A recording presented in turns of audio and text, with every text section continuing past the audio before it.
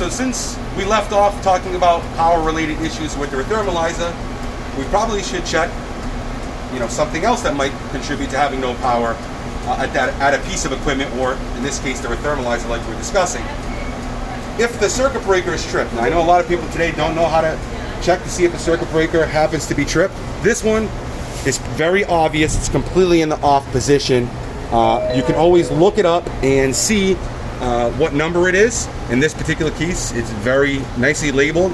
That happens to be the hand dryer in the bathroom.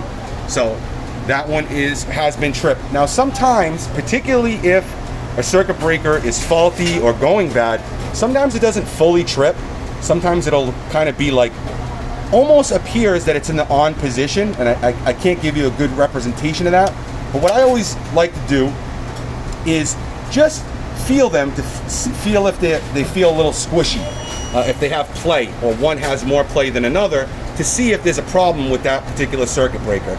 If there is, just shut it off, turn it back on, and feel if it's any better. As long as it's fully engaged. Now sometimes from time to time these actually go bad, and it just needs to be replaced, and there's not much you can do about that. But a good first step to checking to make sure we have power is check all your circuit breakers. Typically you have a few different panels, usually 2 or 3 related to the kitchen, usually mounted on a wall, maybe in the office or some other location. This one happens to be on the wall. But also too, there's other panels that are specific to the production lines. Those are right over here, well, typically right at the end of the line. Unless you have a small mini line, then they might be somewhere else. But typically on the end of the line, and there's all circuit breakers here. These control anything, any power related issues with the equipment. This is the panel to check. So for instance, your grill is down or Evo box is down. First, make sure it's plugged in, of course, but then you can always check these circuit breakers here.